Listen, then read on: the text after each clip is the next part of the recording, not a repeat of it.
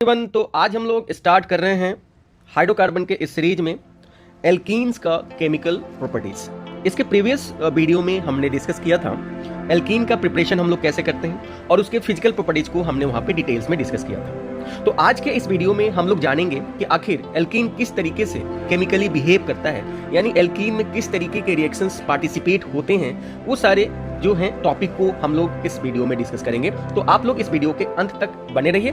तो चलिए हम स्टार्ट करते हैं आज हाइड्रोकार्बन के इस सीरीज में एल्कीन के केमिकल प्रॉपर्टीज को। हम लोग आज स्टार्ट करने जा रहे हैं हाइड्रोकार्बन्स में एल्कीन्स के कौन कौन से केमिकल प्रॉपर्टीज को हम लोग को यहाँ पे डिस्कस करना है, वो सारी बातों को हम लोग यहाँ पे डिस्कस करेंगे। तो देखिए, यहाँ पे एल्कीन के केमिकल प्रॉपर्टीज की बात की जाए तो यहाँ पे ये किस तरीके से केमिकली रिएक्ट करता है, उसको समझने के पहले हमें ये समझना होगा कि आखिर किस तरीके के बॉन्ड होते हैं एल्कीन में। तो देखिए, अगर मैं कोई एल्कीन यहाँ पे आपको दिखा रहा हूँ और इसमें हम देख पा रहे हैं, तो इस एल्कीन में हम क्या देख रहे हैं, अगर हम इस एल्कीन में बॉन्ड की बात करें, ठीक है, देखिए ऑर्गेनिक कंपाउंड जो होते हैं ये कोवेलेंट कंपाउंड होते हैं, और कोवेलेंट कंपाउंड में हम क्या जानते हैं कि कोवेलेंट कंपाउंड में टू टाइप्स के बॉन्ड मिलते हैं। एक को आप क्या बोलते हो, सिग्मा, और एक को क्या बोलते हो, पाई बॉन्ड बोलते हैं।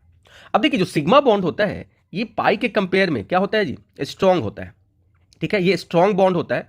और जो पाई बॉन्ड होता है वो सिग्मा के कंपेयर में क्या होता है जी, वीक बॉन्ड होता है। तो यहां पे होगा क्या कि जब भी कोई रिएक्शंस होने आएगा तो इसमें ये पाई बॉन्ड जो होगा ये ब्रेक करेगा। सिग्मा के कंपेयर में क्या होगा, यहां पे पाई बॉन्ड जल्दी क्या होगा, ब्रेक होगा, ठीक है। तो पहली बात तो हमें समझ में आ गया कि जब भी हम एल्कीन की बात करेंगे तो हम हमेशा और हमेशा कहां पे सोचेंगे, तो हमेशा और हमेशा डबल बॉन्डेड कार्बन के बारे में ही सोचेंगे, क्योंकि यही जो साइट है ये रिएक्शंस का मेन साइट रहेगा। यहीं पे कुछ ना कुछ चेंज होने वाला रहेगा। और क्या चेंज होगा, तो यहां पे ये जो पाई बॉन्ड है ये पाई बॉन्ड आपका ब्रेक होगा, ठीक है। ये पॉइंट अपने को समझ में आ गया। दूसरी बात कि देखिए, अगर हम यहां पे इस डबल बॉन्डेड सिस्टम की बात करें, तो डबल बॉन्डेड सिस्टम की अगर हम बात करेंगे तो अगर हम चाहें तो इस बॉन्ड को हम आसानी से इस तरीके से ब्रेक कर सकते हैं। और जब आप इसको ब्रेक करेंगे तो ये आपको कुछ इस तरीके से नजर आएगा, ठीक है। यहां पे ये कुछ इस तरीके से क्या होगा, नजर आएगा, ठीक है। तो अब क्या देख रहे हैं कि यहां पे पाई बॉन्ड आसानी से टूट रहा है, इसलिए यहां पे एक पोलैरिटी डेवलप हो रही है। और जब पोलैरिटी डेवलप हो रही है तो यहां पे जो ये आपका एल्कीन है, ये एल्कीन कैसा काम कर रहा है, तो ये एल्कीन आपको न्यूक्लियोफाइल का काम कर रहा है। और जब ये न्यूक्लियोफाइल का काम करेगा तो कहीं ना कहीं ये अपने तरफ किसको बुलाएगा, तो ये अपने तरफ जनरली इलेक्ट्रोफाइल को बुलाएगा। तो देखिए, यहां पे होगा क्या कि डबल बॉन्ड ब्रेक होके और इलेक्ट्रोफाइल यहां पे क्या होगा जी, आके ऐड होगा। तो ज्यादातर केस में हम क्या देखेंगे कि जो एल्कीन होता है वो आपको इलेक्ट्रोफिलिक एडिशन रिएक्शन शो करेगा। क्या करेगा जी, इलेक्ट्रोफिलिक एडिशन रिएक्शन शो करेगा। क्यों एडिशन रिएक्शन शो करेगा, क्योंकि देखिए इसके पास डबल बॉन्ड है, और जहां जहां डबल बॉन्ड हो, जहां भी ट्रिपल बॉन्ड हो, वहां पे इलेक्ट्रोफाइल आसानी से अटैक करेगा। क्यों, क्योंकि वहां पे इलेक्ट्रॉन है और इलेक्ट्रोफाइल को चाहिए क्या, तो उसको तो इलेक्ट्रॉन ही चाहिए। तो यहां पे हमारा जो रिएक्शंस चलेगा वो रिएक्शंस कौन सा चलेगा, तो वो चलेगा हमारा इलेक्ट्रोफिलिक एडिशन रिएक्शन। तो पहली बात अपने को समझ में आ गया कि यहां पे जो भी रिएक्शंस होगा कार्बन कार्बन डबल बॉन्ड पे ही होगा, और कार्बन कार्बन डबल बॉन्ड पे जो रिएक्शंस हमको होने वाला है वो जनरली आके पहले इलेक्ट्रोफाइल अटैक करेगा, या आप बोल सकते हैं कि ये डबल बॉन्ड किस पे अटैक करेगा, इस इलेक्ट्रोफाइल पे अटैक करेगा। और इलेक्ट्रोफाइल पे इसलिए अटैक करेगा क्योंकि ये एज अ न्यूक्लियोफाइल काम करेगा, और इस तरीके से इलेक्ट्रोफाइल आके इनके पास क्या हो जाएगा, ऐड हो जाएगा। देखिए, इलेक्ट्रोफाइलिक एडिशन इसलिए बोल रहे हैं क्योंकि रिएक्शन जो इनिशिएट हो रहा है वो due to the electrophile addition हो रहा है, इसलिए हम इसको क्या बोल रहे हैं, इसको हम बोलते हैं that is electrophilic addition reaction. अच्छा, यहां पे कहीं कहीं फ्री रेडिकल्स रिएक्शंस भी आपको मिलेगा, ध्यान से समझिएगा। यहां पे कहीं कहीं फ्री रेडिकल मैकेनिज्म का भी रिएक्शंस मिलेगा, लेकिन ये कुछ स्पेशल केस हैं। ये कैसा केस है जी, ये स्पेशल कंडीशंस वहां पे आपको मिलेगा, तभी जाके इस तरीके का केस आपको होने वाला है। तो यहां पे जो मेन हम लोग रिएक्शन देखेंगे, वो जो मेन रिएक्शन देखेंगे वो रिएक्शन जो होगा वो अपना कैसा रिएक्शन होगा, तो वो जनरली जो होगा वो आपका इलेक्ट्रोफिलिक एडिशन रिएक्शंस ही होगा। तो चलिए हम उसके बारे में डिस्कस करते हैं और समझते हैं कि क्या होता है इलेक्ट्रोफिलिक एडिशन रिएक्शंस, कैसे हम लोग इलेक्ट्रोफिलिक एडिशंस को कराएंगे, और यहाँ पे क्या क्या होगा। तो ये बात समझ में आ गया अपने को कि यहाँ पे कुछ रिएजेंट जो है वो आपको फ्री रेडिकल्स से भी रिएक्शंस करवाएंगे, ठीक है। तो यहां पे हम अलग अलग तरीके से बातें करेंगे। तो चलिए स्टार्ट करते हैं हम लोग। सबसे पहले क्या, तो सबसे पहले हम लोग स्टार्ट करने जा रहे हैं और वो स्टार्ट करने जा रहे हैं इलेक्ट्रोफिलिक एडिशन रिएक्शन। तो चलिए हम सबसे पहले देखते हैं कि किस तरीके से ये इलेक्ट्रोफिलिक एडिशन रिएक्शन होता है, ठीक है। देखिए इसका नाम इलेक्ट्रोफिलिक क्यों है, तो इसका नाम इलेक्ट्रोफिलिक इसलिए है क्योंकि यहाँ पे सबसे पहले कौन आके ऐड हो रहा है, तो यहाँ पे इलेक्ट्रोफाइल आके क्या हो रहा है, ऐड हो रहा है किस पे, एल्कीन पे, डबल बॉन्डेड कार्बन पे। इसलिए हम इसको क्या बोलते हैं, this is called electrophilic addition reaction, और इसको शॉर्ट फॉर्म में हम लोग EAR भी बोलते हैं, ठीक है। आप इसको ईयर बोलिए। तो ये आपका होता है, यानी आप क्या बोल सकते हैं, आप ये बोल सकते हैं यहाँ पे कि जो कैरेक्टरिस्टिक रिएक्शंस है एल्कीन का, ठीक है, आप यहां पे बोल सकते हैं कि जो कैरेक्टरिस्टिक जो रिएक्शंस है किसका, एल्कीन का, रिएक्शन ऑफ एल्कीन की अगर बात करते हैं तो ये है आपका इलेक्ट्रोफिलिक एडिशन रिएक्शंस EAR, ठीक है। ये इसका क्या है, तो ये इसका कैरेक्टरिस्टिक जो है रिएक्शन है किसका, एल्कीन का। और देखिए जब भी इलेक्ट्रोफिलिक एडिशन रिएक्शंस होगा, जब भी इलेक्ट्रोफिलिक एडिशन रिएक्शन होगा तो यहां पे एक इंटरमीडिएट का फॉर्मेशन होगा।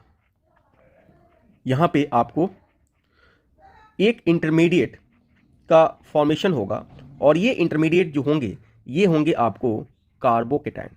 क्या होंगे, कार्बोकेटाइन।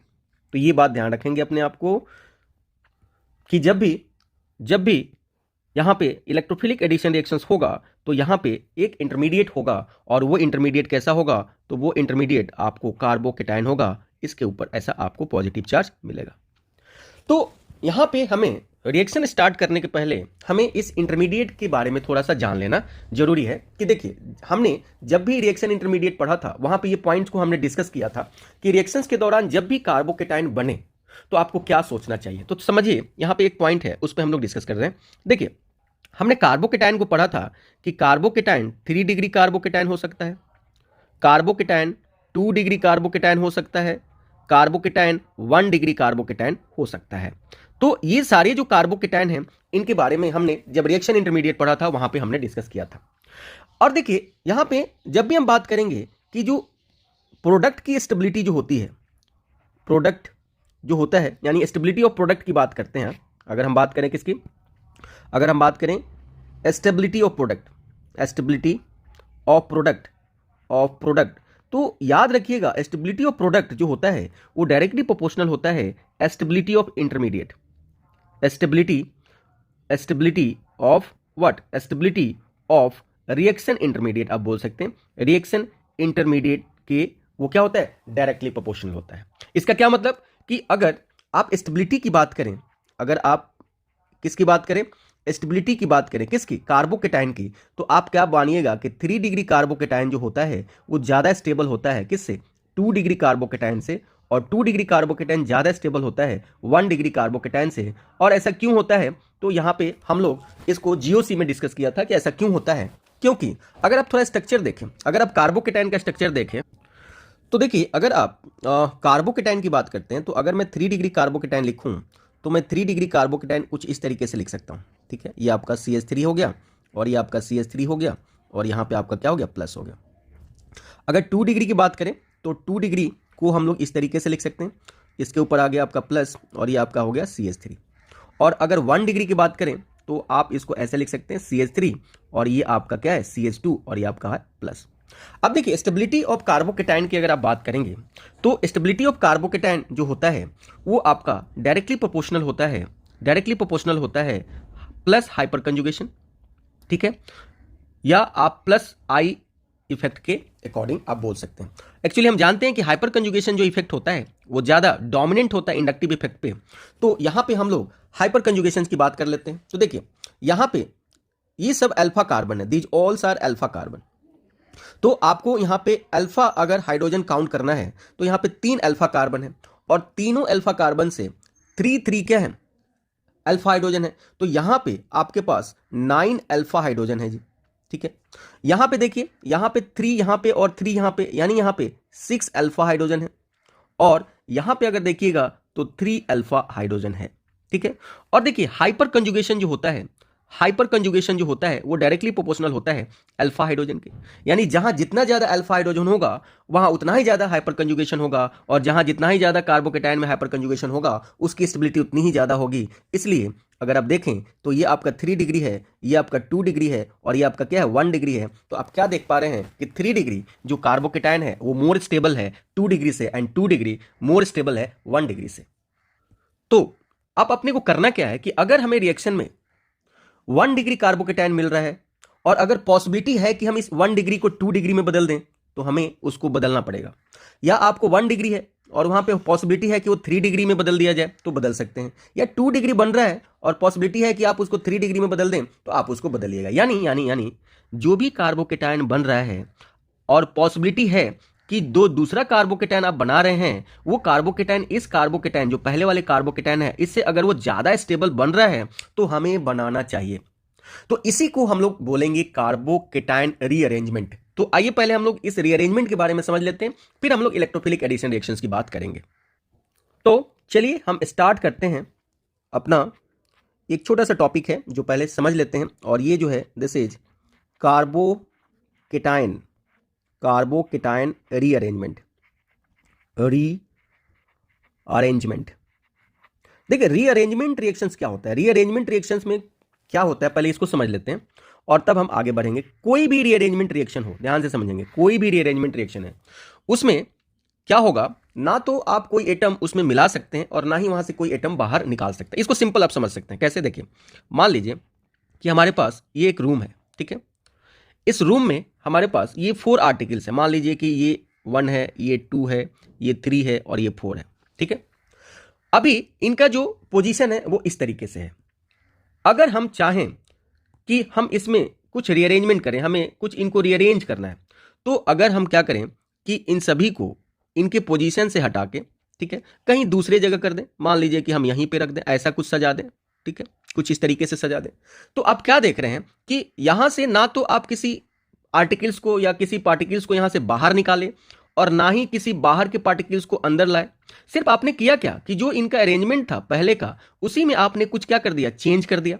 और ऐसा चेंज करने से अब ये इनकी स्टेबिलिटी पहले वाले से थोड़ा ज्यादा इंक्रीज हो गया। तो इसलिए हम इस रिएक्शंस को रीअरेंजमेंट बोलते हैं। और रीअरेंजमेंट में हम तो ना तो किसी पार्टिकल्स को, किसी एटम को बाहर से उस मॉलिक्यूल में ऐड करेंगे और ना ही उस मॉलिक्यूल से कोई पार्टिकल्स या एटम को बाहर निकालेंगे, ठीक है। तो ये बेसिक थीम है किसका, रीअरेंजमेंट रिएक्शन का। तो आइए समझते हैं कार्बोकेटायन रीअरेंजमेंट। देखिए यहां पे रीअरेंजमेंट की अगर बात करते हैं तो हम लोग यहां पे जो रीअरेंजमेंट करते हैं वो कितने तरीके से करते हैं। देखिए एक तो करते हैं हम लोग बोलते हैं 1-2 हाइड्राइड शिफ्ट, 1-2 हाइड्राइड शिफ्ट करके करते हैं, ठीक है जी। दूसरा जो है 1-2 मिथाइल शिफ्ट करके करते हैं, मिथाइल शिफ्ट करके करते हैं। तीसरा जो है वो हम लोग 1-2 फिनाइल शिफ्ट करके करते हैं, फिनाइल शिफ्ट करके करते हैं। और एक चौथा होता है जिसको हम लोग 1-2 बॉन्ड शिफ्ट करके करते हैं, ठीक है। तो बॉन्ड शिफ्ट करके भी हम लोग ये रीअरेंजमेंट की बात करते हैं। तो ये सब जो है ये रीअरेंजमेंट की बात होती है। तो देखिए अगर हम इसमें ऑर्डर देखें तो हाइड्राइड शिफ्ट जो होता है, ध्यान से समझेंगे, हाइड्राइड शिफ्ट को हम लोग प्रायोरिटी पहले देते हैं, फिर हम लोग फिनाइल शिफ्ट की प्रायोरिटी देते हैं, और फिर लास्ट में हम लोग एल्काइल शिफ्ट की बात करते हैं, ठीक है। तो हम लास्ट में मिथाइल शिफ्ट की बात करते हैं। तो ये ऑर्डर याद रखेंगे कि कहीं भी अगर ऐसा आपके पास कंडीशन आ रहा है कि वहाँ पे बताना पड़ेगा कि किसको आप जल्दी शिफ्ट कराइएगा, तो वहाँ पे ये ऑर्डर अपने को ध्यान में रखना है। सबसे ज़्यादा हाइड्राइड शिफ्ट होता है जल्दी, फिर फिनाइल शिफ्ट, और बाद में हम लोग मिथाइल शिफ्ट की बात करेंगे। तो देखिए यहाँ पे आपको करना क्या है, रीअरेंजमेंट रिएक्शंस में हमेशा ध्यान रखिएगा, रीअरेंजमेंट रिएक्शंस में आपको क्या बनाना पड़ेगा, more stable carbocation than previous. More stable लिखते हैं पहले, मोर, यहां पे हम लोग क्या बनाते हैं, more stable carbocation than previous carbocation, जो पहले कार्बोकेटायन है उससे हम लोग इसमें मोर स्टेबल कार्बोकेटायन बनाते हैं, और इसलिए हमें ये रीअरेंजमेंट कराना होता है, ठीक है। अब देखिए अगर मैं आपको एक एग्जाम्पल से समझाऊं तो आप क्या देखेंगे कि हमारे पास क्या है जी, ये है आपके पास CH3, ये है आपके पास CH2 और यहाँ पे आपके पास क्या है जी CH2 और ये आपका क्या है जी प्लस। ठीक है, तो आप क्या देख रहे हैं कि यहाँ पे जो कार्बोकेटाइन है वो क्या है जी 1 डिग्री कार्बोकेटाइन। कैसा कार्बोकेटाइन है? 1 डिग्री कार्बोकेटाइन। तो क्या मैं इस कार्बोकेटाइन को 2 डिग्री में बदल सकता हूं क्या? हाँ या ना? हाँ या ना बता दीजिए, क्या मैं इस कार्बोकेटाइन को 2 डिग्री में बदल सकता हूं क्या? तो देखिए, ये हो गया आपका 1 और ये हो गया आपका 2। तो जहां भी कार्बोकेटाइन है उसके जस्ट अगल बगल ही देखना है। तो अगर मैं इस हाइड्राइड को, हाइड्रोजन को पूरे बॉन्ड के साथ, या आप बोल सकते हैं कि मैंने इसको इधर किया तो इसके ऊपर आ गया क्या माइनस, और अब हमने इसको इसके साथ क्या कर दिया, और अब हमने क्या किया कि इसको किसके साथ लगा दिया, तो हमने इसके साथ इसको अटैच कर दिया, इस कार्बन के साथ अटैच कर दिया। इसको हम लोग क्या बोलेंगे? This is called 1,2 hydride shift. 1,2 hydride shift, इसको हम क्या बोलेंगे? 1,2 हाइड्राइड शिफ्ट। और ये हाइड्राइड शिफ्ट स्टेप वाइज कराना है, पहले आप करा के देखिए, फिर पहले से ज्यादा स्टेबल आपको कार्बोकेटाइन मिलेगा, और अगर आपको पॉसिबिलिटी और है कि जो आपने कराया है उससे और कार्बोकेटाइन स्टेबल मिलने वाला है तो फिर आप दोबारा भी ये करा सकते हैं। तो आप उसको इस तरीके से लिख सकते हैं CH3, ये आपका हो गया CH और ये हो गया प्लस, और ये आपका क्या हो गया जी CH3। अब देखिए ये कैसा कार्बोकेटाइन बन गया, ये आपको 2 डिग्री कार्बोकेटाइन बन गया, और 2 डिग्री कार्बोकेटाइन की स्टेबिलिटी 1 डिग्री से ज्यादा है। तो ये बात अपने को समझ में आ गई कि हमें करना क्यों है ऐसा। दूसरा एग्जाम्पल लेके दिखा देते हैं कि अगर आपके पास इस तरीके का केस है, CH3 है और आपके पास ये CH है, और यहाँ पे आपके पास CH3 है और यहाँ आपके पास CH2 है और इसके ऊपर प्लस चार्ज। तो आप बताइए कि ये किस तरीके का कार्बोकेटाइन है जी? तो ये 1 डिग्री कार्बोकेटाइन है। तो अगर मैं इसको बदलना चाहूं तो मैं इस मिथाइल को उठा के इस पे ला दूं। पहले तो मैंने इसको इस पे ला दिया, ये नेगेटिव चार्ज इस पे आ गया। अब मैंने इसको उठा के इस कार्बन पे डाल दिया जहां पे पॉजिटिव चार्ज है, तो इसको बोलते हैं 1,2 मिथाइल शिफ्ट। इसको क्या बोलते हो? 1,2 मिथाइल शिफ्ट के नाम से हम लोग जानते हैं इसको, 1,2 मिथाइल शिफ्ट। और इस 1,2 मिथाइल शिफ्ट में आप क्या देखेंगे कि अब आपका 1 डिग्री कार्बोकेटाइन जो है वो बदल चुका है किसमें? 2 डिग्री कार्बोकेटाइन में बदल चुका है। और हम ऑलरेडी पहले डिस्कस कर चुके हैं कि अगर कार्बोकेटाइन की डिग्री बदलेगी तो उसकी स्टेबिलिटी भी बदलती है, यानी 3 डिग्री कार्बोकेटाइन मोर स्टेबल होता है 2 डिग्री से, और 2 डिग्री मोर स्टेबल होता है 1 डिग्री से। तो आइए अब हम स्टार्ट करने जा रहे हैं इलेक्ट्रोफिलिक एडिशन रिएक्शंस। ठीक है, तो इस तरीके से जहां भी कार्बोकेटाइन बनेगा आपको कोशिश करना है कि मोर स्टेबल कार्बोकेटाइन रीअरेंजमेंट के हेल्प से आपको बना लेने हैं। तो हम लोग चलिए स्टार्ट कर लेते हैं अपना फर्स्ट केमिकल रिएक्शंस। और ये केमिकल रिएक्शंस कैसा केमिकल रिएक्शन है? इलेक्ट्रोफिलिक एडिशन रिएक्शन है। देखिए हम लोग यहाँ जो केमिकल रिएक्शन पढ़ रहे हैं वो इलेक्ट्रोफिलिक एडिशन रिएक्शन, जिसको हम लोग EAR के नाम से जानते हैं, ये देखने जा रहे हैं। तो सबसे पहले हम लोग देखने जा रहे हैं रिएक्शन विथ कॉन्सेंट्रेटेड HX। ठीक है, हम लोग बात करने जा रहे हैं reaction with concentrated HX। HX को आप क्या बोलते हैं? HX को हम लोग हैलोजन एसिड के नाम से जानते हैं। This is halogen acid, halogen acid. और अगर हैलोजन एसिड की बात करें तो हैलोजन एसिड में आप क्या क्या देखते हैं?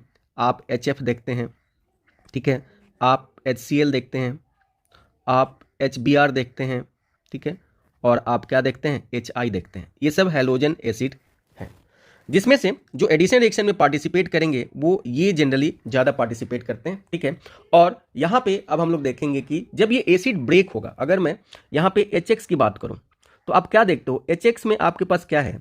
तो देखिए HX में इस X के ऊपर डेल्टा नेगेटिव चार्ज रहेगा और इसके ऊपर डेल्टा पॉजिटिव चार्ज रहेगा। तो क्या होगा? तो आइए इसको समझते हैं। तो अगर मान लीजिए कि आपके पास एक रिएक्शन है जिसमें R है और ये है CH और ये डबल बॉन्ड है और ये आपका है CH2। अब अगर इसका रिएक्शंस मैं HBr के साथ करा दूं, किसके साथ करा दूं? HBr के साथ करा दूं, तो यहां पे जो रिएक्शन होता है उस रिएक्शंस में जो आपका प्रोडक्ट बनता है वो प्रोडक्ट बनता है RCH। ठीक है, और इस CH2 के साथ क्या अटैच हो गया? ये CH2 के साथ, मैं इसका कलर बदल देता हूं, ठीक है, ये आपको ऐसा लिख रहा हूं, ठीक है, ताकि आपको यहां समझ में, यहां पे H जुड़ रहा है और यहां पे आपका क्या हो गया? Br जुड़ रहा है। ठीक है, यानी आप देख पा रहे हो कि इस डबल बॉन्डेड कार्बन पे, इस डबल बॉन्डेड कार्बन पे क्या हो गया? ये कार्बन सिंगल बॉन्ड में, यहाँ डबल बॉन्ड सिंगल बॉन्ड में बदला, और यहाँ पे इस डबल बॉन्डेड कार्बन से एक जगह ब्रोमीन ऐड हो गया और एक जगह हाइड्रोजन ऐड हो गया। ये बात अपने को समझ में आ गई। ये बात अपने को समझ में आ गई, हाँ या ना, हाँ या ना। तो देखिए ये बात अपने को समझ में आई, ठीक है। अब देखिए यहाँ पे जो कंडीशंस है, दो तरीके के कंडीशंस की हम लोग बात करेंगे, ठीक है। जैसे देखिए अगर मैं आपको ये रिएक्शन कुछ इस तरीके से कराऊं तो आप अच्छे बेहतर तरीके से समझिएगा। यहाँ पे अगर मैं डायरेक्ट ये CH2 लेके चलता, ठीक है, और इसको भी हम CH2 ही मान के चलते हैं, ठीक है, तो हमारा रिएक्शन कुछ ऐसा होता। लेकिन अगर मैं इसको कुछ इस तरीके से लेके चलता, CH3 CH double bond CH2, और तब मैं अगर इसका रिएक्शन किसके साथ कराता, HBr के साथ कराता, तो यहां पे हमारे पास दो तरीके की पॉसिबिलिटी थी। क्या दो तरीके की पॉसिबिलिटी थी, देखते हैं। एक तो ये हो सकता था कि जो हमारा हाइड्रोजन है और जो हमारा ब्रोमीन है वो कुछ अलग अलग तरीके से क्या हो सकते थे, ऐड हो सकते थे। जैसे एक जगह मैंने यहाँ पे इसको ऐड कर दिया और एक जगह हमने यहाँ पे इसको ऐड कर दिया। दूसरा कंडीशंस भी बन सकता था, और दूसरा कंडीशंस क्या बनता कि हो सकता है कि जहाँ पे हाइड्रोजन ऐड हो रहा है उस जगह ब्रोमीन ऐड हो जाता, हाँ या ना। हो सकता है ऐसा कि जहाँ पे हाइड्रोजन ऐड हो रहा है वहाँ पे आपको ब्रोमीन ऐड होता, और जहाँ पे ब्रोमीन ऐड हुआ है पहले वहाँ पे आपको क्या ऐड हो जाता, हाइड्रोजन ऐड हो जाता। ये हो सकता है, बिल्कुल हो सकता है, बिल्कुल हो सकता है, ये आपका ऐसा हो सकता है। लेकिन देखा क्या गया कि जो पहले बनाया गया है ये वाला आपका क्या है जी, मेजर प्रोडक्ट है। ये वाला क्या है जी, मेजर प्रोडक्ट है, और ये वाला क्या है जी, माइनर प्रोडक्ट है, माइनर प्रोडक्ट। तो इसकी कहानी कैसे हुई होगी ये बात हम लोग समझते हैं, और ये बात आप समझ जाइएगा तो बातें बहुत आसान हो जाएंगी। देखिए यहां पे एल्कीन दो तरीके के आप देख पा रहे हैं। एक जहां पे दोनों डबल बॉन्डेड कार्बन पे हाइड्रोजन जो है वो सेम है, और एक ऐसा देख रहे हैं जहां पे दोनों डबल बॉन्डेड कार्बन पे हाइड्रोजन अलग अलग है। अरे वाह, ये तो बिल्कुल सोचने वाली बात है, ठीक है। यहाँ पे आप क्या देख रहे हैं, यहाँ पे हाइड्रोजन अलग है, यहाँ पे हाइड्रोजन अलग है, लेकिन यहाँ पे हाइड्रोजन अलग है और यहाँ पे हाइड्रोजन अलग है। तो जब केस ऐसा हो कि जब दोनों कार्बन जो डबल बॉन्ड से जुड़े हैं उनके हाइड्रोजन अलग अलग हों, वैसे केस में अगर आप HX की बात कर रहे हैं एडिशन की, तो वहाँ पे आपको कैसे ऐड करना है, तो वहाँ पे आपको हमेशा ऐसे ऐड करना है। और जहाँ पे दोनों जगह सेम है वहाँ कैसे भी ऐड करिए, आप इसको ऐसे भी लिख सकते थे, चलेगा। इसको अगर आप ऐसे भी लिखते तो भी आपका सही था, तो भी आपका सही था। यहाँ पे आप Br लिख दीजिए, यहाँ पे आप H लिख दीजिए, दोनों एक ही है, कोई इसमें डिफरेंस नहीं है। इसका क्या मतलब हुआ कि पहले आप समझिए कि एल्कीन को हमको यहाँ दो तरीके से देखना है, ठीक है। एल्कीन को हमको कितने तरीके से देखना है, दो तरीके से देखना है।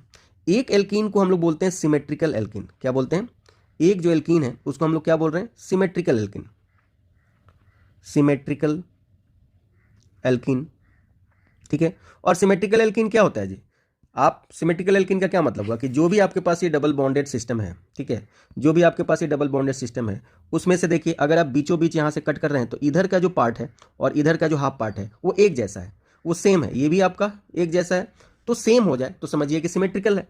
लेकिन यही अगर अनसिमेट्रिकल है तो कैसे देखिएगा, अनसिमेट्रिकल, अनसिमेट्रिकल की अगर बात करें तो अनसिमेट्रिकल में आप यहाँ पे देख सकते हैं, इसको अगर मैं उठाऊं और यहाँ पे अगर आप देख सकते हैं तो आप देख लीजिए, यहाँ पे आप इसको देखिए तो यहाँ पे आप क्या देखेंगे कि जब हम यहाँ से इसको ब्रेक कर दें तो आप क्या देख रहे हैं कि इधर का अलग पार्ट है और इधर का अलग पार्ट है। तो यहाँ पे जो EAR होगा, यहाँ पे जो आप EAR करोगे, यहाँ पे जो EAR होगा वो अलग तरीके से होगा, और यहाँ पे जो EAR होगा वो आपका अलग तरीके से होगा, ठीक है। ये बात अपने को समझ में आ गई। तो अब आइए समझते हैं कि जहां भी अनसिमेट्रिकल हो जाए, जहां भी अनसिमेट्रिकल एल्कीन हो जाए वहां पे जो रिएक्शंस कराना है वहां पे अकॉर्डिंग टू मार्कोनिकफ रूल कराना है, मार्कोनिकफ, ठीक है, अकॉर्डिंग टू मार्कोनिकफ रूल कराना है, ये याद रखना है, अकॉर्डिंग टू मार्कोनिकफ रूल कराना है, ये पॉइंट अपने को याद रखना है, ठीक है।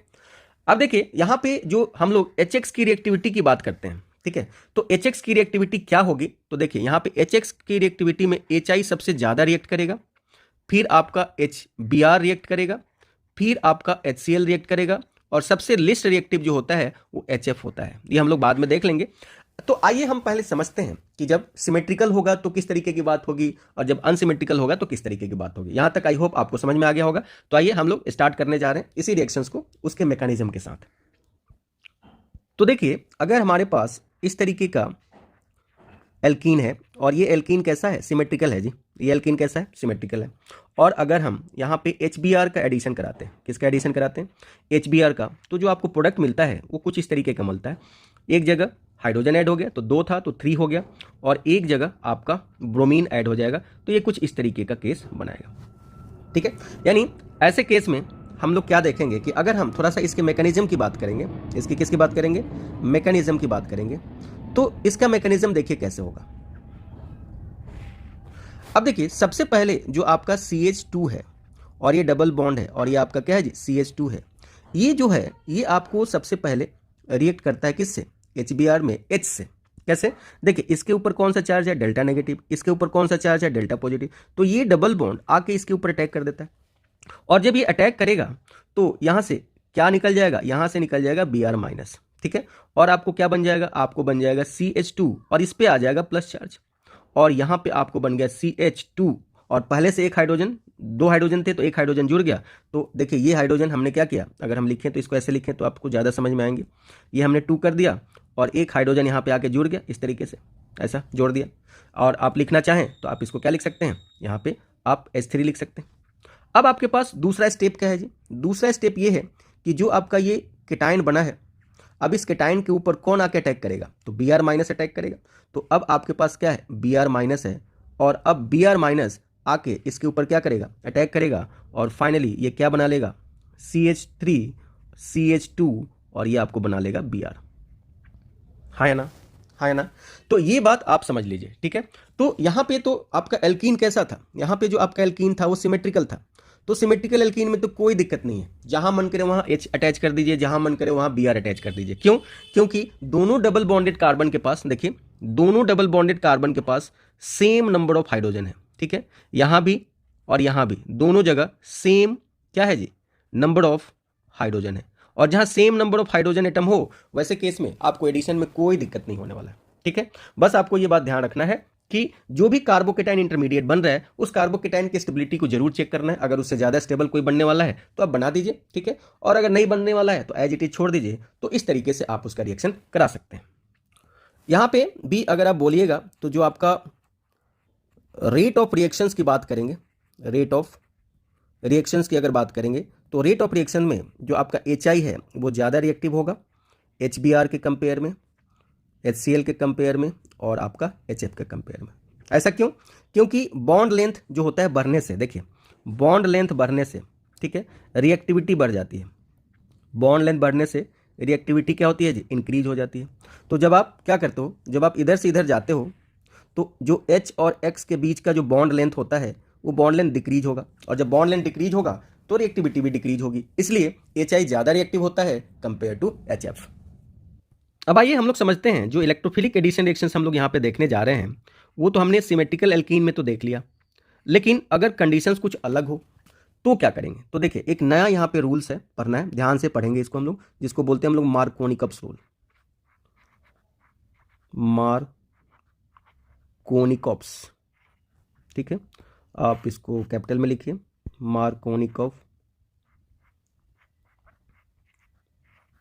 डब्ल्यू भी होता है, वी के जगह हम लोग डब्ल्यू भी लिखते हैं, कोई दिक्कत नहीं। मार्कोनिकप्स रूल, देखिए मार्कोनिकप्स रूल की खासियत क्या है, ध्यान से समझ लेंगे। मार्कोनिकप्स रूल जो होता है ये होता है for unsymmetrical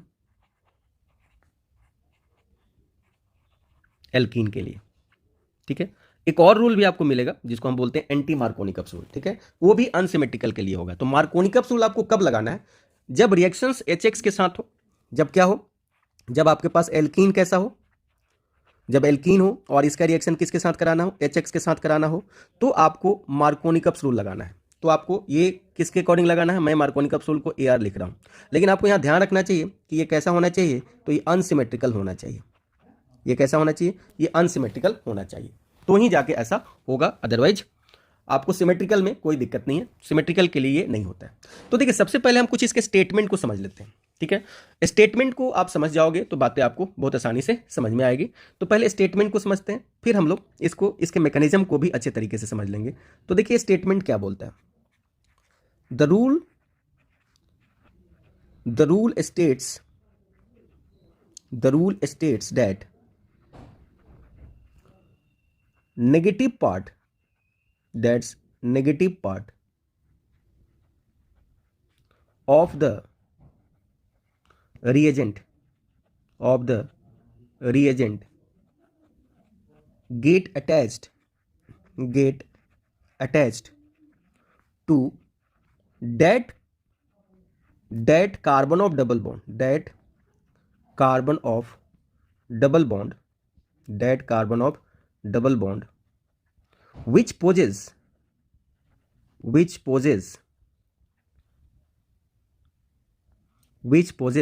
lesser number of hydrogen atom, lesser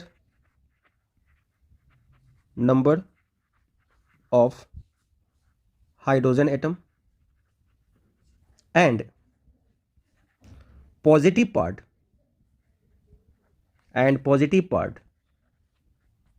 of the reagent attached to that carbon of double bond,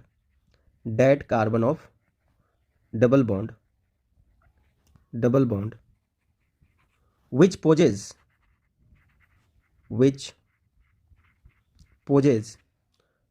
higher number of hydrogen atom. ठीक है, तो ये एक रूल है। ठीक है, इस रूल को अपने को क्या करना है, फॉलो करना है। तो यहां पे आपको शायद ये बातें समझ में आ गई होगी कि यहां पे बोला क्या जा रहा है। देखिए, जब भी आप बात कर रहे हैं तो जो हम लोग यहां पे HX की बात कर रहे हैं, तो इसमें ये नेगेटिव पार्ट बनेगा और ये क्या बनेगा, पॉजिटिव पार्ट बनेगा। अब पॉजिटिव पार्ट को उस डबल बॉन्डेड कार्बन पे लगाना है जहां पे हाइड्रोजन कम है, और नेगेटिव पार्ट को वहां लगाना है जहां पे पॉजिटिव पार्ट को वहां लगाना है जहां पे हाइड्रोजन ज्यादा है, और नेगेटिव पार्ट को वहां लगाना है जहां पे हाइड्रोजन कम है। यही बात को यहां पे आपको बोला गया है। ठीक है, आइए इसको समझते हैं। जैसे मान लीजिए कि आपके पास क्या है, CH3 है और आपके पास CH है और ये डबल बॉन्ड है और ये आपके पास CH2 है। अब अगर आप यहाँ पे रिएक्शंस करा रहे हैं, किसका, मान लीजिए आप HBr का रिएक्शंस करा रहे हैं। ठीक है, तो आप क्या देख रहे हैं कि यहाँ पे हाइड्रोजन ज़्यादा है और यहाँ पे हाइड्रोजन कम है। यहाँ पे आप लिख सकते हैं मोर हाइड्रोजन है और यहाँ पे क्या है आपका, लेस हाइड्रोजन है। तो जब भी आप यहाँ पे रिएक्शंस कराओगे तो ये वाला यहाँ आके अटैच हो जाएगा और ये वाला कहाँ जाके अटैच होगा, यहाँ पे अटैच होगा। तो आपका प्रोडक्ट कुछ इस तरीके से बनेगा, CH3 CH और यहाँ पे आपका Br बनेगा और यहाँ पे आपका CH2 और यहाँ पे आके हाइड्रोजन अटैच होगा। तो ये कहानी है। यानी मार्कोनिकप्स रूल के अकॉर्डिंग आप जब भी देखिएगा तो ऐसे केस में आपको 2 डिग्री अल्काइल हैलाइड का फॉर्मेशन होगा। तो ये ध्यान रखना है। अब आइए समझते हैं कि ये कैसे हुआ होगा, ये किस तरीके से बन रहा है, हम क्यों इसी प्रोडक्ट को बना रहे हैं, ये बात हम समझते हैं। तो आइए अब मार्कोनिकप्स रूल किस तरीके से हो रहा है इसको थोड़ा मैकेनिज्म के थ्रू देख लेते हैं और समझ लेते हैं कि क्या होगा। ठीक है, पहली बात तो ये ध्यान रख लीजिएगा कि जो मार्कोनिकप्स रूल है, ये लिख लीजिएगा, जो मार्कोनिकप्स रूल है, मार्कोनिकप्स जो रूल होता है ये आपका एप्लीकेबल होता है, applicable for unsymmetrical alkene, unsymmetrical alkene.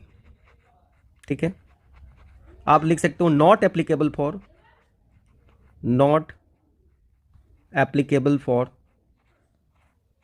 Symmetrical alkene, not applicable for symmetrical alkene. Symmetrical alkene के लिए ऐसा आपको सोचने की जरूरत नहीं है। आपको जहां मन करे वहां H को लगाइए और जहां मन करे वहां पे आप X माइनस को लगाइए, आप पे ऊपर डिपेंड करता है। अब आइए समझते हैं। जैसे देखिए हमारे पास क्या है कि ये एक अनसिमेट्रिकल एल्कीन है, CH3 CH डबल बॉन्ड और ये आपके पास क्या है, CH2। अब देखिए यहां पे 2 केस हो सकता है। अगर मैं यहां से देखिए, मैं यहां पे HBr को ब्रेक कर रहा हूं, तो HBr ब्रेक करके क्या दे रहा होगा, H प्लस दे रहा होगा और Br दे रहा होगा माइनस में। अब मैं क्या करूं, मैं क्या करता हूं कि इस H प्लस के साथ इसका रिएक्शन कराता हूं। तो मैं यहां से 2 कंडीशन क्रिएट करता हूं। एक बार मैं अगर इसको इधर घुमाऊं तो नेगेटिव चार्ज कहां आएगा जी, यहां पे आएगा, और एक बार मैं अगर इधर घुमाऊं तो नेगेटिव चार्ज कहां आएगा, यहां पे आएगा। तो मैं बारी बारी से एक बार मैं इसको यहां पे अटैच कर देता हूं तो एक कार्बोकेटाइन मिलेगा, और एक बार मैं इसको यहां अटैच कर दूंगा तो दूसरा कार्बोकेटाइन मिलेगा। तो देखिए हमारे पास 2 तरीके के कार्बोकेटाइन मिल रहे हैं। ठीक है, CH3 CH डबल बॉन्ड को हटाना है जी, डबल बॉन्ड तो हटेगा, ये हो गया CH3। तो यहाँ पे देखिए कार्बोकेटाइन मिल गया। और दूसरा ये कब हुआ, ये कब हुआ, जब आपने इस पे अटैच किया तो ये बना, यहाँ पे आपने हाइड्रोजन को अटैच कर दिया, तो जब ये बॉन्ड इधर गया होगा तो इस पे पॉजिटिव चार्ज आ गया होगा। अब आप दूसरा करिए, अब आप इसको इधर करिए, जब आप इसको इधर करेंगे तो इस पे पॉजिटिव चार्ज आएगा, इस पे नेगेटिव चार्ज आएगा, तो हाइड्रोजन आके यहाँ पे अटैच हो जाएगा। ठीक है, तो दूसरा कंडीशन मैं क्रिएट कर रहा हूँ और दूसरे कंडीशंस में मैं ऐसा लिख रहा हूँ CH3। अब यहाँ पे देखिए हाइड्रोजन यहाँ पे आके अटैच हो जाएगा और ये हो जाएगा आपका CH2 और इस पे आ जाएगा प्लस। अब आप क्या देख रहे हैं, आप यहाँ पे क्या देख पा रहे हैं, आप यहाँ पे देख पा रहे हैं कि हमारे पास दो पॉसिबल क्या मिल गया, कार्बोकेटाइन मिला। एक तो मिला 2 डिग्री कार्बोकेटाइन और एक मिला 1 डिग्री कार्बोकेटाइन। अब आप बताइए कि कौन ज्यादा स्टेबल है, कौन ज्यादा स्टेबल है। तो इसमें अगर आप देखिएगा तो 2 डिग्री ज्यादा स्टेबल है। मैं अगर इसको बनाना चाहूं तो मैं इसको 1,2 हाइड्राइड शिफ्ट करा सकता हूं, और जब मैं इसको 1,2 हाइड्राइड शिफ्ट कराऊंगा तो ये भी क्या बन जाएगा जी, ये भी आपको क्या बन जाएगा, कुछ इस तरीके का ही बन जाएगा। हाँ या ना, हाँ या ना, हाँ या ना। तो इसलिए यहां पे ध्यान रखिए कि हमको क्या करना है जी, कि जब आप इस तरीके का प्रोडक्ट बनाएंगे, जब आप यहां पे प्रोडक्ट बनाएंगे तो ये वाला प्रोडक्ट जो होगा माइनर होगा, ये क्या होगा जी, माइनर होगा, और ये वाला जो प्रोडक्ट होगा वो क्या होगा, मेजर होगा। ठीक है, तो इसलिए हम लोग इस वाले के साथ ही रिएक्शंस कराएंगे। तो यानी अब यही रिएक्शन में आगे बढ़ा दीजिए इसको, ये Br माइनस और ये Br माइनस आके इस पे अटैक करेगा, और फाइनली आपके पास क्या बन गया, CH3 CH, और यहाँ पे आपके पास क्या हो गया, Br, और आपके पास क्या हो गया, CH3। ठीक है, तो यही हमने ऊपर रिएक्शंस कराया था। क्या कराया था कि यहाँ पे हमने क्या किया था, इसको लिया था, और इसको लेने के बाद हमने जो डायरेक्ट रिएक्शंस कराया था, क्या हमने जो डायरेक्ट रिएक्शन कराया था किसके साथ, HBr के साथ रिएक्शन कराया था, तो हमको डायरेक्ट यही प्रोडक्ट मिला था। तो ये बात आपको समझ में आ गई कि यहाँ पे जो कार्बोकेटाइन बन रहा है वो मोर स्टेबल है इस वाले से, इसलिए यहाँ पे जो मेजर प्रोडक्ट बनेगा वो 2 डिग्री ब्रोमाइड ही बनेगा, यानी सेकेंडरी ब्रोमाइड का फॉर्मेशन यहाँ पे होगा। अब आइए कुछ पॉइंट्स हम समझते हैं मार्कोनिकप्स रूल से रिलेटेड, कि 2 पॉइंट तो हमने यहाँ पे देख लिया कि मार्कोनिकप्स रूल सिर्फ एप्लीकेबल होता है अनसिमेट्रिकल एल्कीन के लिए, ये सिमेट्रिकल के लिए एप्लीकेबल नहीं होता है। और क्या क्या आप देख सकते हैं इसके लिए, और कौन कौन से पॉइंट्स जरूरी हैं वो समझते हैं। तो देखिए यहाँ पे हम लोग कुछ नोट्स लिखेंगे, ठीक है, और ये नोट्स याद रखना है। ठीक है, क्या याद रखना है इसमें अपने को यहाँ पे मैं बता देता हूँ आपको, कि यहाँ पे फर्स्ट पॉइंट तो आपको ये देखना है कि जो मार्कोनिकप्स रूल है, जो आपका मार्कोनिकप्स रूल जो है, मार्कोनिकप्स रूल जो है वो है आपको not applicable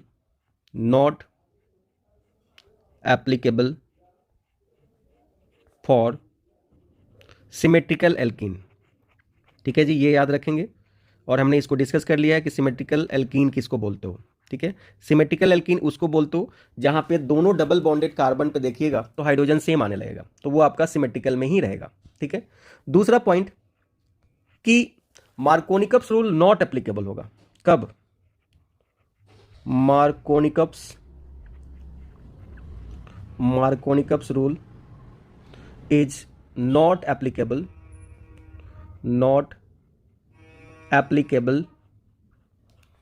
in the case cases लिख लीजिए, in the cases where double bonded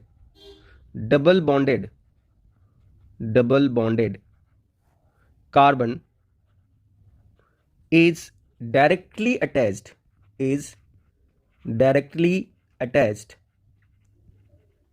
to a strong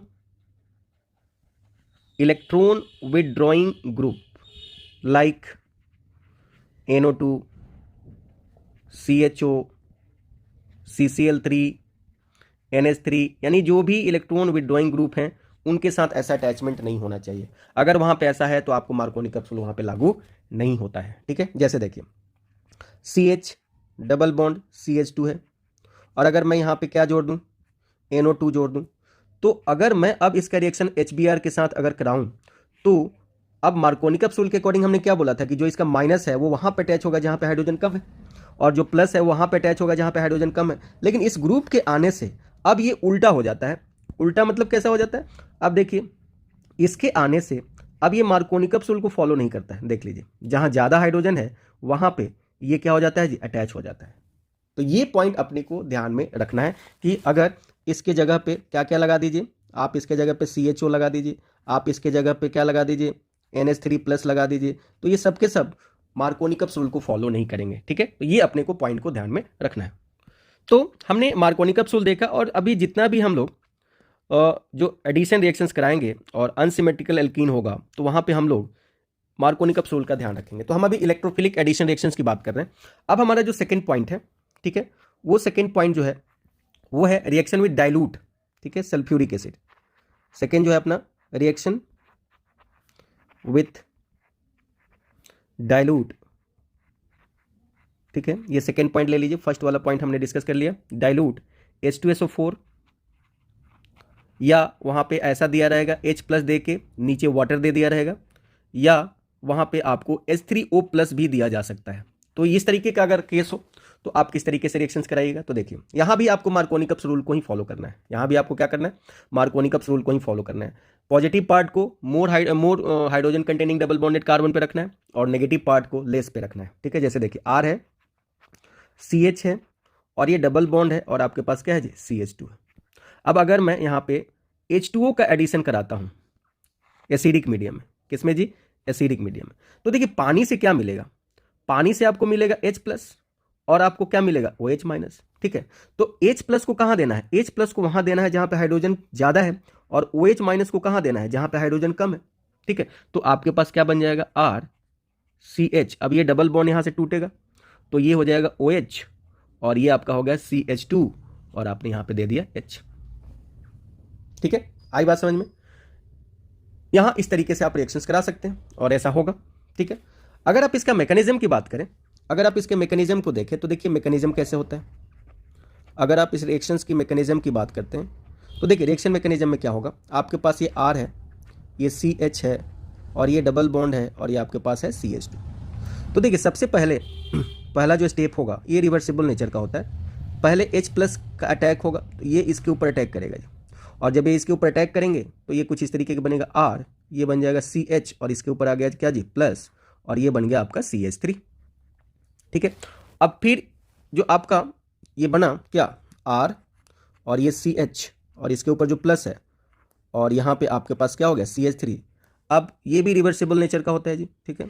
अब इस पे आपको वाटर आके अटैक करता है, ठीक है, H2O। अब देखिए H2O में O के पास क्या है, O के पास आपके पास डबल बॉन्ड, 2 लोन पेयर है, तो ये यहाँ पे आके इसके ऊपर अटैक करता है, ठीक है। तो जब ये इसके ऊपर अटैक करेगा तो कुछ इस तरीके का बनता है RCH, और देखिए जब ये इसके ऊपर अटैक करेगा तो ऑक्सीजन अपना एक लोन पेयर इसको दिया है, इसलिए इसके ऊपर पॉजिटिव चार्ज चला जाएगा, ठीक है, और ये आपका हो गया CH3। अब देखिए ये बात ध्यान रखिएगा कि कभी भी जब हाइड्रोजन के ऊपर पॉजिटिव चार्ज चला जाता है तो हाइड्रोजन को ये बिल्कुल बर्दाश्त नहीं होता है कि उसके ऊपर पॉजिटिव आए, तो इसलिए जो अपने अगल बगल कमजोर बॉन्ड होता है उसको तोड़ देता है, और यहाँ से देखिए H+ बाहर निकल गया, यानी जो आपने H+ यहाँ लिया था वो H+ यहाँ पे आपको फिर से मिल गया, और फाइनली अब आपका रिएक्शंस कुछ कैसा हो गया, RCH और यहाँ पे आपने OH अटैच कर दिया और यहाँ पे आपके पास क्या हो गया, CH3 बन गया। अब देखिए यहाँ पे कुछ पॉइंट्स को आप नोट डाउन कर सकते हैं, क्या पॉइंट है उसको देख लेते हैं। देखिए यहाँ पे आप जितना भी रिएक्शन देख पा रहे हैं वो सभी के सभी रिएक्शंस क्या है, रिवर्सिबल है। तो आप लिख सकते हो कि जो रिएक्शन है, reaction is reversible, reaction is reversible, ये रिएक्शंस रिवर्सिबल नेचर का है।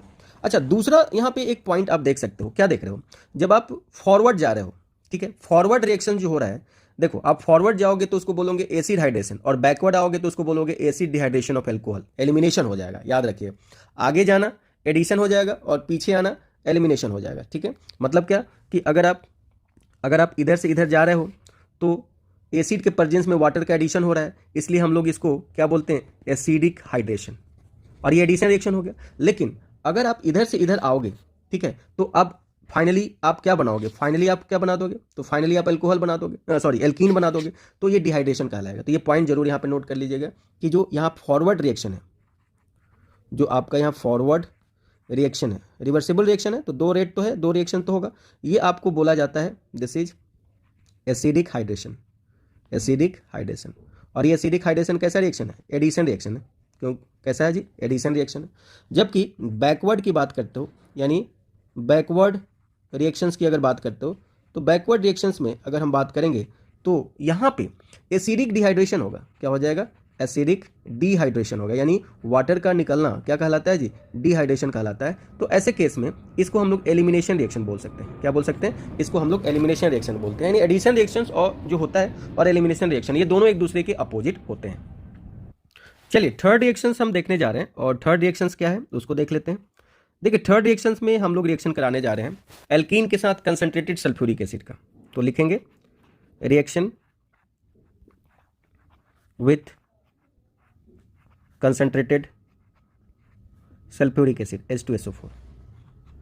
देखिए यहां पे हम कोल्ड ले रहे हैं सल्फ्यूरिक एसिड को, और यहां पे ये मार्कोनिकप्स रूल के अकॉर्डिंग ही रिएक्शन होगा।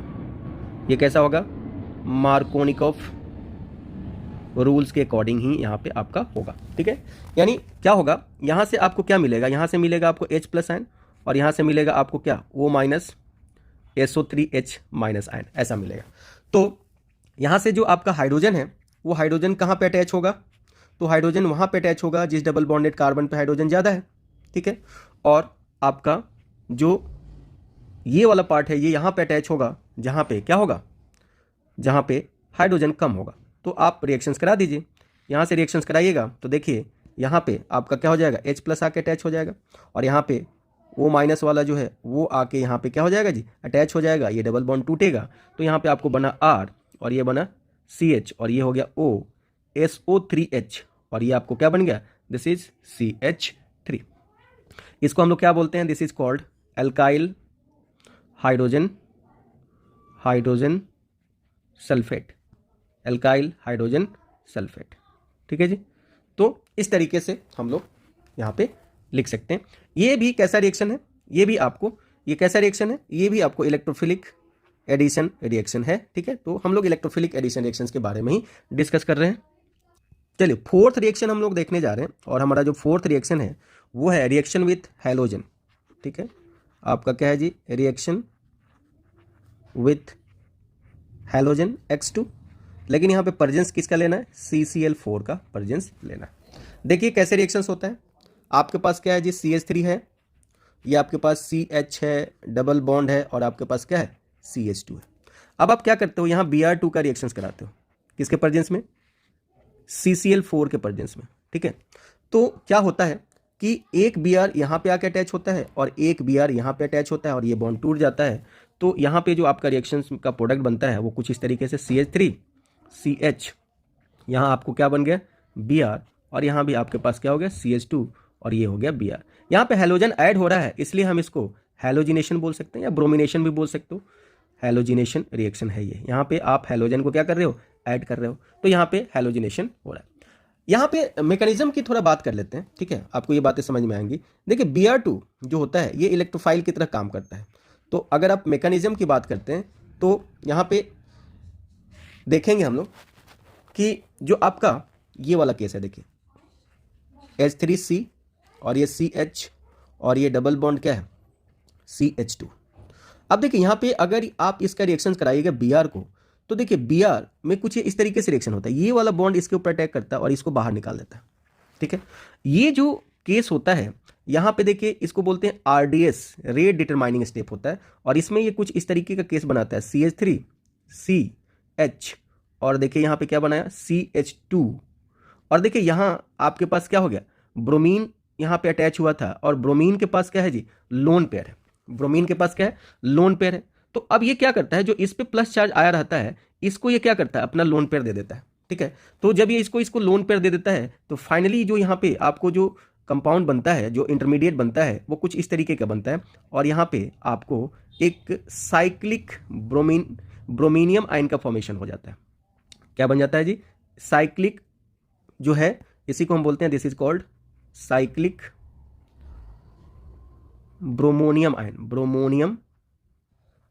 आयन का यहाँ पे क्या होता है जी, फॉर्मेशन हो जाता है। और अब फाइनली जो ये केस है यहाँ पे, अब देखिए यहाँ पे जो आपका Br- है, ठीक है। अब देखिए ध्यान से सुनिएगा, यहाँ Br का जो एडिशन होता है वो एंटी मैनर में होता है, ठीक है। तो अब जो यहाँ पे Br है वो Br क्या करता है कि यहाँ पे अटैक करता है, और आपको अटैक करके क्या कर देता है, इसको बाहर निकाल देता है। ये वाला इसके ऊपर अटैक करेगा, ये वाला क्या करता है जी, बाहर निकल जाता है। तो इस तरीके से आपके पास क्या बन जाता है, आपके पास बन जाता है CH3 CH, यहाँ पे ये हो गया Br और ये हो गया CH2 और यहाँ पे हो गया आपका Br। देखिए यहाँ पे अगर हम ऑर्डर देखें रिएक्टिविटी का तो F2 का रिएक्टिविटी ज़्यादा होगा Cl2 से, Cl2 का ज़्यादा होगा Br2 से और Br2 का ज़्यादा होगा I2 से। ठीक है, यहाँ पे याद रखिए कि ये रिएक्शन इंटरमीडिएट बनेगा। ये आपका क्या है, दिस इज रिएक्शन इंटरमीडिएट, यानी यहाँ पे रिएक्शन इंटरमीडिएट साइक्लिक जो बनेंगे हैलोनियम आयन का फॉर्मेशन होगा।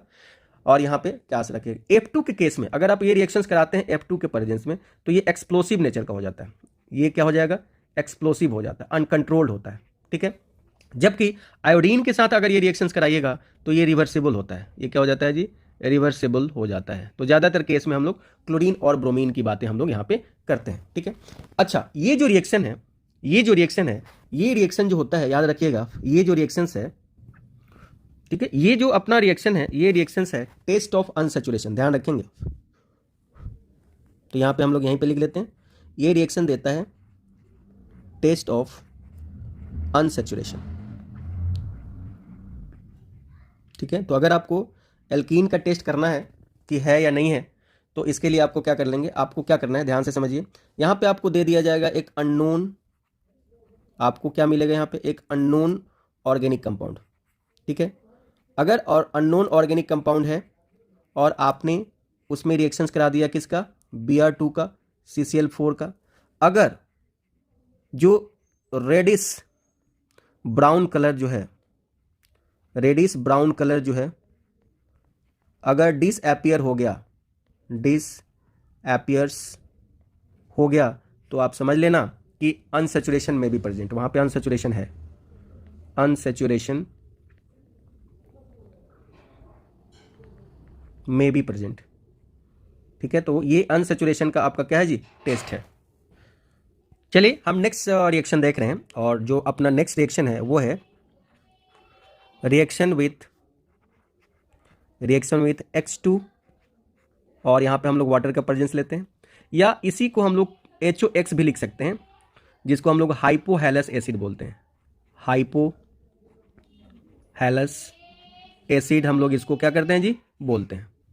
यानी इसके जगह पे हम लोग यहाँ पे क्या लेते हैं, HOBr, ठीक है, HOCl, इस तरीके का हम लोग रिएजेंट यूज करते हैं, यानी वाटर और ये दोनों मिलकर इस तरीके का केस करते हैं। ठीक है, तो देखिए अगर हम इसका रिएक्शंस कराएं तो आपके पास है CH3 CH और ये डबल बॉन्ड, ये सब देखिए ये सब मार्कोनी कैप्सूल के अकॉर्डिंग ही बातें होंगी। तो देखिए यहाँ पे Br2 जो है वो H2O के प्रेजेंस में रिएक्ट करेगा।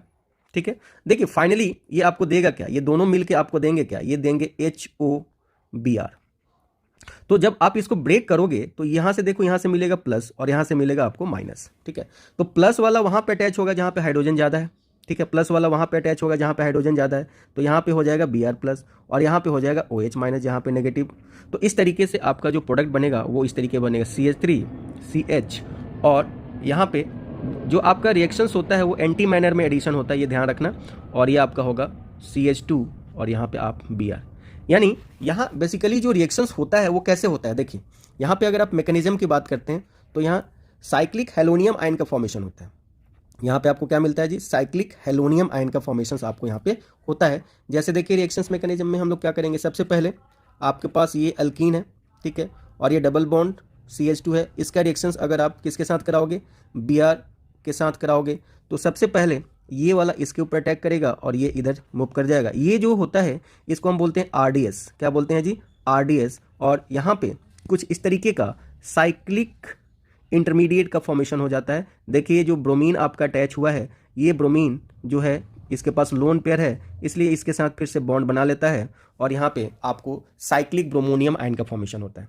फिर आप यहाँ पे क्या करते हो, फिर आप यहाँ पे वाटर देते हो, ठीक है, और जब आप यहाँ पे फिर से इसको वाटर देते हैं तो वाटर देने के बाद फिर से यहाँ से क्या हो जाता है, आपका OH आता है और OH जो है तो यहाँ से ये इसके ऊपर अटैक करता है और इसको इस तरह बाहर निकालता है और यहाँ से आपको मिल जाता है क्या जी, OH वाला केस आ जाता है। तो ये आपको मिल गया क्या, डेट इज ये आपको यहाँ पे अटैक करे, ये वाला जो अटैक होता है वो यहाँ पे होता है और इस तरीके से ये क्या होता है, बाहर निकल जाता है और यहाँ पे मिल जाता है CH3 CH और ये आपका क्या हो गया OH और ये आपका हो गया CH2 और ये हो गया आपका क्या जी Br। तो इस तरीके से यहाँ पे आपका रिएक्शंस होता है और यही मेजर प्रोडक्ट यहाँ पे आपका क्या होता है जी, बनता है। यहाँ पे ये जो इंटरमीडिएट बनता है ये आपको होता है साइक्लिक ब्रोमोनियम आयन। तो इसलिए यहाँ पे ध्यान रखिएगा, यहाँ पे कार्बोकेटायन नहीं बन रहा है, इसलिए यहाँ पे नो रीअरेंजमेंट याद रखिएगा, नो रीअरेंजमेंट यहाँ पे होगा, यहाँ पे कोई रीअरेंजमेंट कराने की जरूरत नहीं है आपको। चलिए हम नेक्स्ट जो है रिएक्शन उसको देखते हैं 6 पॉइंट, और इसमें जो है वो है आपका रिएक्शन विथ NOCl। NOCl को बोलते हैं टिल्डेंस रिएजेंट। क्या बोलते हैं जी? This is called Tollens reagent. तो आप यहाँ पे इसको टिल्डेंस रिएजेंट बोलते हैं। देखो ये कैसा होता है, ये कुछ इस तरीके से स्ट्रक्चर होता है। तो जब यहाँ से बॉन्ड ब्रेक होगा तो इसके ऊपर माइनस होगा और इसके ऊपर क्या होगा जी, प्लस होगा। तो ध्यान रखिए, इसको भी मार्कोनी कैप्सूल के अकॉर्डिंग आप ऐड करिए। तो आपके पास क्या है, CH3 CH double bond CH2, और ये रिएक्शंस कराइए, O डबल बॉन्ड ऐसा है N, और यहाँ पे आपके पास Cl है। तो देखिए यहाँ पे आपको क्या मिल जाएगा, यहाँ पे आपको Cl माइनस आ जाएगा और यहाँ पे आपका NO प्लस आ जाएगा। ये बॉन्ड टूटेगा और ये आपका कुछ इस तरीके से बन जाएगा CH3 CH, और ये आपका हो गया Cl, और ये आपका होगा CH2, और ये आपका हो गया NO2। ठीक है, तो इस तरीके से ये रिएक्शंस होगा। चलिए नेक्स्ट हम देखने जा रहे हैं, और ये हमारा 7 नंबर रिएक्शन। ठीक है, इसमें हम लोग बात कर रहे हैं ऑक्सीमर्क्यूरेशन डीमर्क्यूरेशन। ठीक है, तो ऑक्सीमर्क्यूरेशन और डीमर्क्यूरेशन ये एक रिएक्शन है, इसको हम लोग बोल रहे हैं OMDM भी बोल सकते हैं इसको, है ना। इसमें देखिए, इसमें करना क्या है, आपको रिएजेंट लेना है जिससे आपको अटैक कराना है। तो यहाँ पे आप रिएजेंट क्या लेते हो, तो पहला जो रिएजेंट लेते हैं वो हम लोग लेते हैं आपका CH3COO होल ट्वाइस और Hg। ठीक है जी, मर्क्यूरिक एसीटेट यहाँ पे लेते हैं और इसके साथ हम लोग H2O लेते हैं। इसी को कहीं कहीं ऐसा लिखा हुआ मिलेगा आपको HgOAc होल ट्वाइस और वाटर। ठीक है, तो ये वाला जो पार्ट है, ये वाला पार्ट को हम लोग OAc लिखते हैं, ध्यान से रखिएगा। ये वाला पार्ट को हम लोग, एसीटेट को हम लोग इस तरीके से लिखते हैं। और दूसरा जो है वो है आपका NaBH4 सोडियम बोरोहाइड्राइड, और ये यहाँ पे बेस के प्रेजेंस में रिएक्शन होता है। ठीक है, तो देखिए यहाँ पे होता क्या है, यहाँ पे बेसिकली हम लोग जो भी एल्कीन ले रहे हैं, यहाँ पे अनसिमेट्रिकल एल्कीन ही ले रहे हैं। और जब आप अनसिमेट्रिकल एल्कीन की अगर बात करते हैं तो एरो के ऊपर आप फर्स्ट अगर लिख देते हैं क्या, HgOAc होल ट्वाइस और वाटर, तो पहले बार ये इसके साथ रिएक्ट करेगा, और दूसरी बार जो है वो किसके साथ रिएक्ट करेगा, NaBH4, और यहाँ पे आपने बेसिक मीडियम दिया। अब देखो थोड़ा प्रोडक्ट को देखते हैं, प्रोडक्ट कैसा बन रहा है। तो प्रोडक्ट में आप क्या देख रहे हो कि प्रोडक्ट में आपको वाटर का एडिशन हो रहा है, यानी ये एक तरीके से इनडायरेक्ट एडिशन ऑफ वाटर है। ये क्या है जी, एक इनडायरेक्ट एडिशन ऑफ क्या है, वाटर है। यानी इसको आप बोल सकते हो कि ये क्या है, indirect addition of water,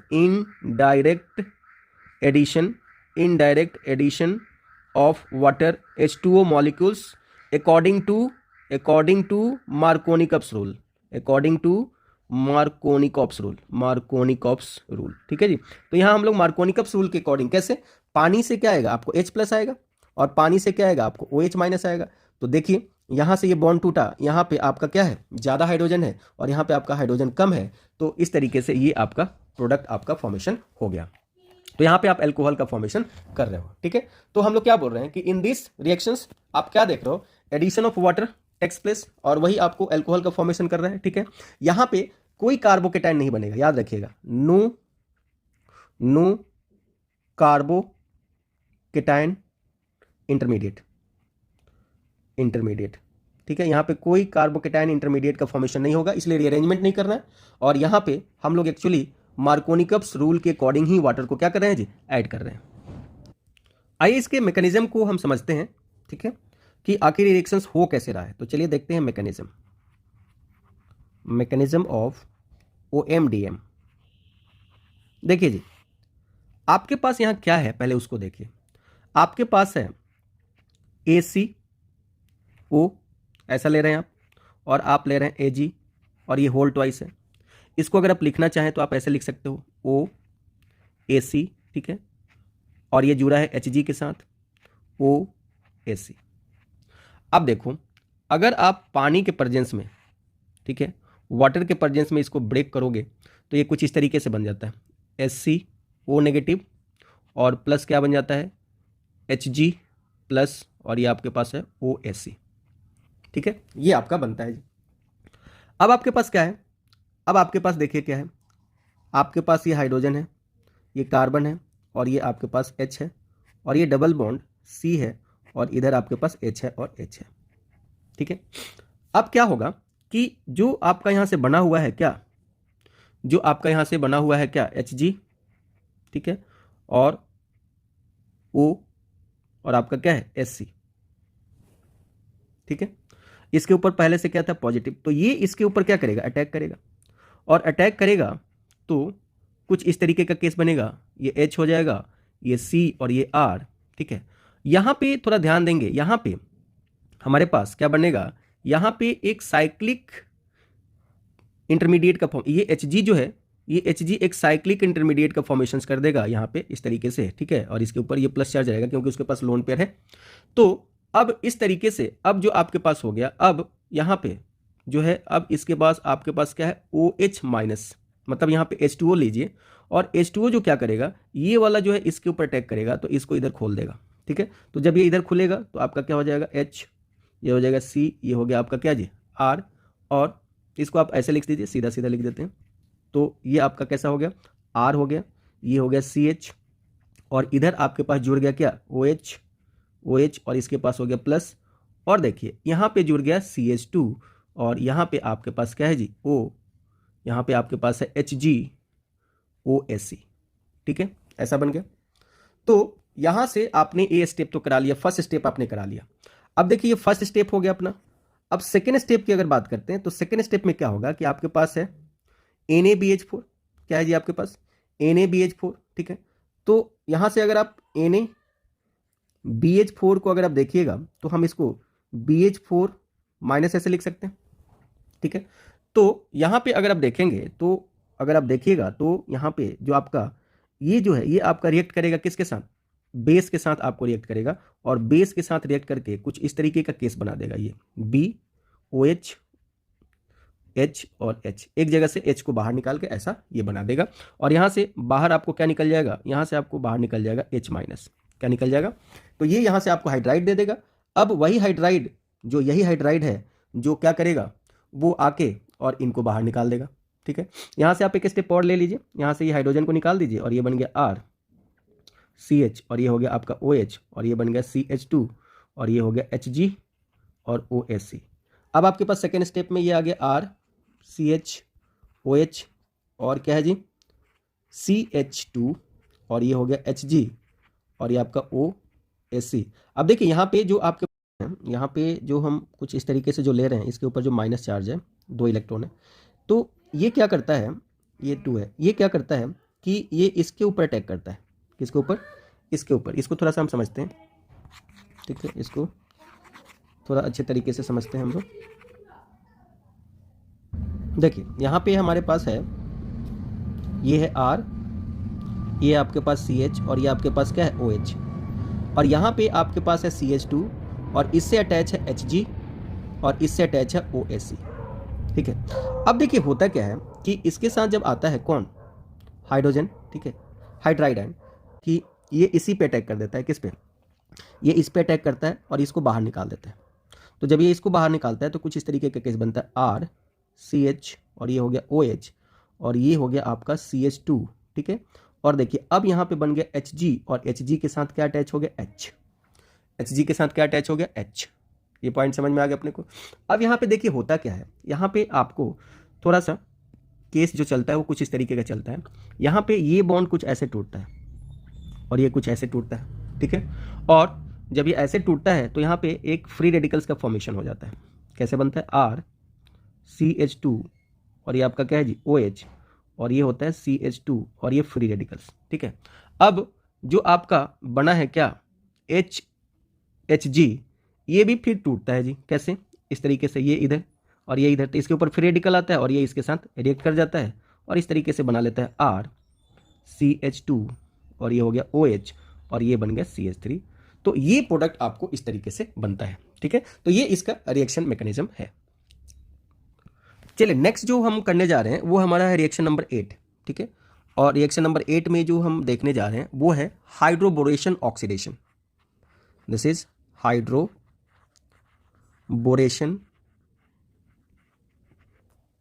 oxidation. इसको हम लोग HBO बोलते हैं। अब देखिए पहले रिएक्शंस को देखते हैं। यहां पे हमारे पास ये रिएक्शन है RCH डबल बॉन्ड CH2। इसका पहले जो रिएक्शन कराना है वो कराना है BH3 THF के साथ टेट्राहाइड्रोफ्यूरान, और दूसरा जो लेना है वो लेना है पेरोक्साइड। क्या लेना है जी? पेरोक्साइड। तो यहां पे देखिए हमने क्या बोला था कि जो अनसिमेट्रिकल एल्कीन है, अनसिमेट्रिकल जो आपका एल्कीन है, ठीक है, उसमें जो आपका EAR होगा वो हमने बोला कि एक तो मार्कोनिकप रूल से गवर्न होगा और एक और होता है जिसको बोलते हैं एंटी मार्कोनिकप्स रूल, ठीक है। तो वो भी हम लोग इसके बारे में देखेंगे कि आखिर एंटी मार्कोनिकप्स क्या होता है। तो एंटी मार्कोनिकप्स का मतलब क्या हुआ कि जहां पे मार्कोनिकप्स रूल के अपोजिट काम हो रहा हो, ठीक है। तो देखिए यहां पे जो आपका होता है, यहां पे एडिशन ऑफ वाटर होता है लेकिन वो एंटी मार्कोनिकप्स रूल के अकॉर्डिंग होता है, ठीक है। तो जब इस केस में आप देखिएगा तो एंटी मार्कोनिकप्स रूल से वाटर को आप कैसे सोचोगे, यहां पे आपको आके OH माइनस अटैच हो जाएगा और यहां पे आपको क्या अटैच होगा, H प्लस आपको अटैच होगा, ठीक है। तो यहां पे जो आपका प्रोडक्ट बनेगा कुछ इस तरीके से बनेगा RCH2 and CH2 and OH। तो यहां पे जो आपका प्रोडक्ट बनेगा वो एंटी मार्कोनिकप्स रूल के अकॉर्डिंग बनता है, ठीक है। तो ये हम लोग समझेंगे कि एंटी मार्कोनिकप्स रूल क्या होता है। तो ये अल्कोहल तो बना, अब इसका मैकेनिज्म देख लेते हैं हम लोग। मैकेनिज्म देखिए सबसे पहले यहां पे क्या होता है कि जो R है और ये जो CH और ये डबल बॉन्ड आपका क्या है जी, CH2, इसमें ये रिएक्ट करता है किसके साथ, BH3 के साथ। किसके साथ रिएक्ट करता है? BH3 के साथ रिएक्ट करता है। तो BH3 के साथ जो रिएक्ट करता है तो देखो ये जो होता है ये आपका इलेक्ट्रोफाइल का काम करता है। तो इसमें होता क्या है कि ये वाला आके इसके ऊपर अटैक करता है और इसको बाहर निकाल देता है। तो अब देखो यहां पे आपका बन गया RCH और जो H बाहर निकला था वो यहां पे आके अटैच हो जाएगा और जो आपका CH2 था वहां पे आके BH2 अटैच हो जाएगा, ठीक है। अब ये रिएक्शंस बार बार चलेगा, ठीक है, और धीरे धीरे सब यहां से BH2 को बाहर निकाला जाएगा, ठीक है। फाइनली जो आपका H2O2 है यहां से आपको क्या आने वाला है, OH माइनस आयन। अब ये OH माइनस आयन इसको अटैक करके इसको क्या करता है जी, बाहर निकाल देता है और ये आपको बन जाता है RCH और ये हो गया H और ये हो गया आपका OH। तो आप यहाँ पे क्या देख रहे हो कि यहाँ पे एडिशन ऑफ वाटर हो रहा है। यहाँ पे क्या हो रहा है, एडिशन ऑफ वाटर हो रहा है according to anti Markovnikov's rule, according to anti Markovnikov's rule. ये प्रोडक्ट हम बना लें ऐसा CH2 और ये आपका OH।